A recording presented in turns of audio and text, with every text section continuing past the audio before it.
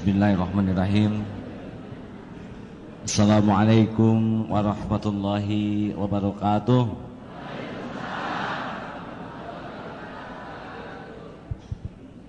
Alhamdulillahi rabbil alamin. Allahumma salli wa sallim wa barik ala Muhammad wa ala alihi wa ashabihi ajma'in, amma ba'du. Ibu, bapak, mudah-mudahan hati kita jauh lebih sejuk daripada sejuknya AC di ruangan ini. Amin. Sebab apalah artinya udara sejuk kalau hati panas? Betul tidak? Mudah-mudahan hati kita jauh lebih lapang daripada ruangan ini. Apalah artinya ruangan lapang, rumah besar, halaman luas kalau hatinya sempit? Katanya masalah besar bangsa kita ini bukan kurang lapang tanahnya, tapi kurang lapang hati pemimpin dan rakyatnya. Di lapangan yang luas ada anjing, ada kerbau, ada ular, nggak apa-apa. Apalagi di lapangan yang sangat-sangat luas. Tapi di kamar mandi berdua dengan tikus aja jadi masalah. Apalagi berdua dengan kambing. Artinya apa? Orang-orang berhati sempit, perkara kecil jadi ribut masalah besar. Apalagi perkara besar. Mudah-mudahan kalau saya lihat ini badannya gagah-gagah, mudah-mudahan hatinya jauh lebih gagah daripada badannya. Apalah artinya badan gagah, hatinya peot, betul tidak? Itulah sebabnya dalam kajian kita dalam kesempatan ini kita akan bahas sekelumit tentang bagaimana hidup indah dengan manajemen qalbu. Setuju? Kalau saya lihat dari depan ini wajahnya ada kemiripan, ini wajah-wajah banyak persoalan, ya. Ibu dan bapak sekalian, ayah saya adalah seorang pemuda desa yang pergi kuliah di Bandung, sekolah, dan akhirnya masuk tentara dan menjadi seorang perwira. Dan saya ingin sekali mengikuti karir ayah saya. Saya ingin menjadi akabri waktu itu, tapi tidak jadi karena kurang setengah senti. Dulu saya sedih sekali, tapi sekarang gembira sekali. Tidak jadi TNI, katanya jadi KAI. Kalau jadi tentara, teman-teman saya yang pakai baret merah, baret hijau itu paling top, sekarang baru naik ke letkol. Tapi dengan baret putih begini bisa menasehati jenderal begitu.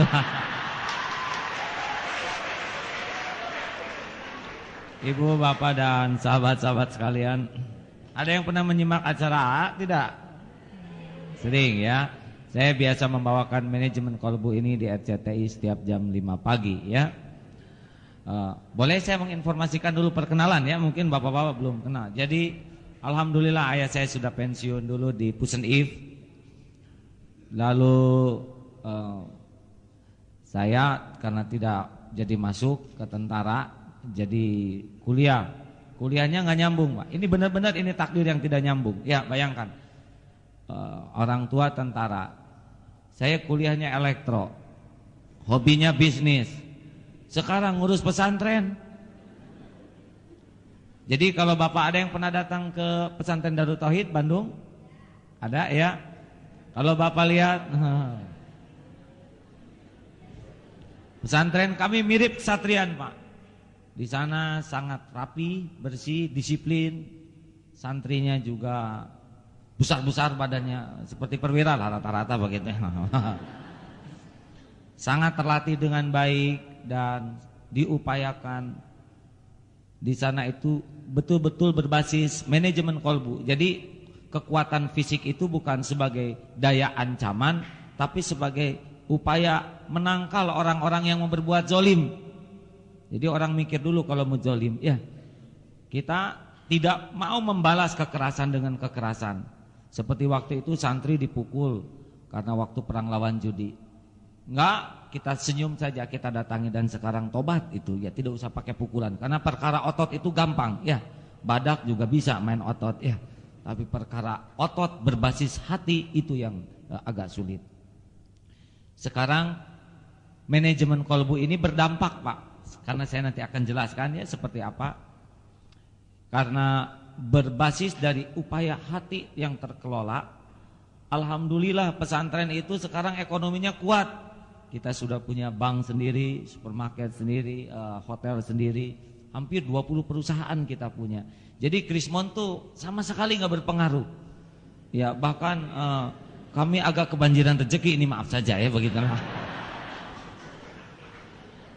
Santri di sana digaji Pak, digaji, jadi ratusan juta tiap bulan kita harus menggaji santri. Dan yang lebih menarik lagi sekarang hampir lembaga pemerintah seperti Telkom, Pos, BI itu trainingnya di tempat kami dan lintas agama. Jadi yang pesantren ke sana tidak hanya Islam tapi Kristen, Katolik, Hindu ngumpul. Bahkan kemarin ada dari Shaolin Temple, ya kakak kelasnya Jet Li. Ini benar ini ada. Barter ilmu, ya. Kalau Bapak tahu sekarang hampir semua direksi-direksi itu sempat ikut outbound training manajemen kolbu di sana. Mengapa? Apa sih manajemen kolbu? Sederhana saja. Hidup ini tergantung suasana hati. Kalau hati lagi sedih, tidak, kan begitu.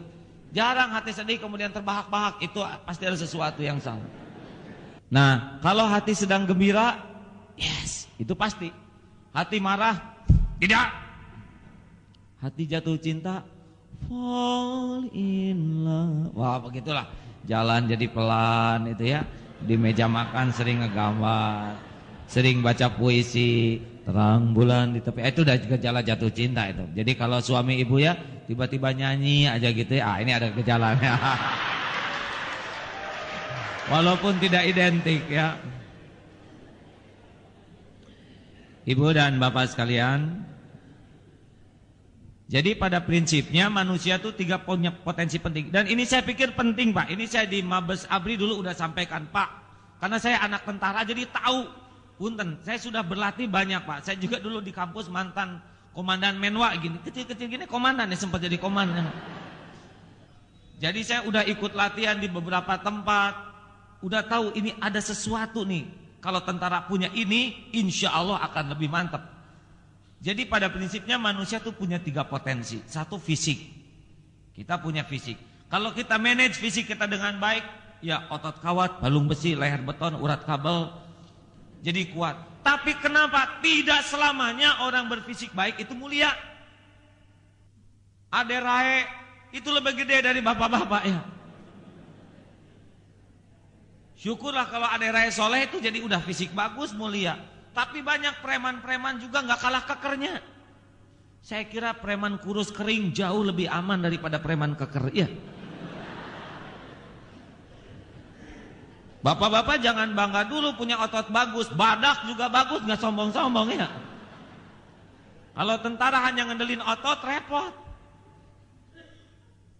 Karena otot itu tidak identik dengan kemuliaan. Tapi memang kita butuh. Nabi Muhammad itu Pak, orangnya subhanallah atletis. Sampai usia 63 tahun Nabi Muhammad itu benar-benar atletis tubuhnya tuh. Beliau memulai peperangan usia 53. Mulai perang, dan perang zaman dulu bukan seperti sekarang. Pedang, beliau pakai baju besinya aja 2 lapis. Mengarungi ratusan kilometer, berarti fisiknya sangat prima. Islam sangat menganjurkan berfisik sehat. Al-mu'minul qawi, al-mu'minul qawiyyu, mukmin yang kuat lebih baik dan lebih disukai oleh Allah daripada kelemahan. Tapi ternyata wanita badan bagus tidak identik mulia. Bahkan tidak jarang wanita berbadan bagus punten ya, maaf ya, jadi melorot kehinaannya. Karena dengan begitu dia jadi pamerkan. Katanya kan ada yang sebagian psikolog sekarang manusia tuh sudah banyak yang terkena penyakit jiwa, yaitu senang memamerkan tubuh. Itu teh penyakit kejiwaan itu teh. Kata psikolog, ya memang ada sebagian yang senang bapak-bapak, tapi bapak-bapak berpenyakit itu. Pak, Bu, bahkan ada wanita yang gara-gara badannya bagus dia stres karena takut jadi nggak bagus. Tiap hari mikirin wajahnya, dempul ini. Sampai apa BL apa namanya body language itu yang aduh kasih demi kelangsingan tersiksa. Artinya kita harus meningkatkan potensi badan, tapi tidak identik dengan kemuliaan kalau tidak hati-hati. 2, apalagi akal. Ini kita dikaruniai akal. Indonesia pintar atau bodoh? Banyak yang pintar. Tapi kenapa bangkrut begini? Kampus tidak kurang menelurkan sarjana. Tiap tahun puluhan ribu.